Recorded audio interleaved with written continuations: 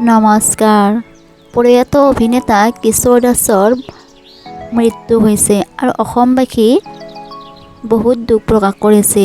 আমি সকলোৱে গম পাওঁ। তাৰ মাজতে এটা সমস্যাৰ সৃষ্টি কৰিছে যে কিশোৰ দাসৰ ব্যক্তিগত জীৱনক লৈ। আমাৰ সকলোৰে দুখ লাগিছে, বেয়া লাগিছে মৰমৰ অভিনেতাজন মৃত্যু হোৱাৰ বাবে।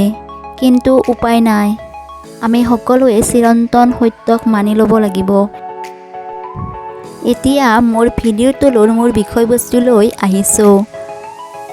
কিশোৰ দাসৰ মৃত্যুৰ পিছৰে পৰা কিশোৰ দাসৰ প্ৰেমিকা কোন আছিল, কোন সঁচা আছিল, কোন মিছা আছিল, এই বিষয়ে বহুত ইউটিউবত পাই আহিছোঁ আৰু মই লক্ষ্য কৰিছোঁ।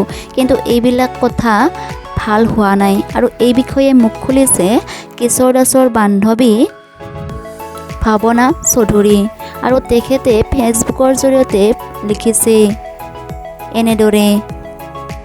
তেখেতে কৈছে যে ইউটিউব চেনেলৰ গৰাকী আৰু ফেচবুকৰ চেনেলৰ গৰাকীয়ে কোনো ধৰণৰ কিশোৰ দাসৰ পাৰ্চনেল লাইফৰ কথা শ্বেয়াৰ নকৰে। কাৰণ সকলো মানুহৰে পাৰ্চনেল লাইফ এটা থাকে। বিশেষকৈ ইউটিউবাৰসকলক কৈছোঁ যে আপোনালোকে এইবিলাক বিজনেছ কৰা বন্ধ কৰক আৰু শান্তিত থাকিবলৈ দিয়ক। কিশোৰ দাসৰ পাৰ্চনেল লাইফ যি আছিলে তাকে লৈ আপোনালোকে যাতে কোনো ধৰণৰ সমালোচনা নকৰে। তেওঁৰ মাকেও এইবোৰ কথা শুনি বহুত দুখ পাইছে। অলৰেডি তেওঁ বহুত দুখত আছে। কিশোৰ দাসক অসমবাসী ৰাইজে বহুত ভাল পায়, মই জানো। কিন্তু কিছুমান ইউটিউবাৰ হওক বা ফেচবুক পেজত কিছুমান পোষ্ট শ্বেয়াৰ কৰি আপোনালোকে তেওঁক দুখ দি আছে। কাৰণ তাত তেওঁৰ বিষয়ে বহুত বেছি সমালোচনা হৈ আছে।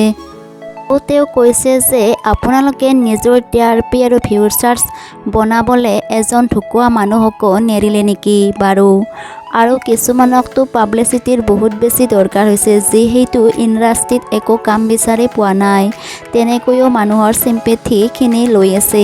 সঁচাকৈ বহুত দুখিত আপোনালোকৰ এই কাণ্ড দেখি। আৰু ময়ো মোৰ চেনেলৰ পৰা ভাৱনা চৌধুৰী বাইদেউক ধন্যবাদ জনাইছোঁ। কাৰণ ময়ো লক্ষ্য কৰিছোঁ ইউটিউব চেনেলৰ এই ভিডিঅ'বোৰ আৰু তেখেতে পোষ্ট কৰি বহুত বেছি ভাল কৰিছে।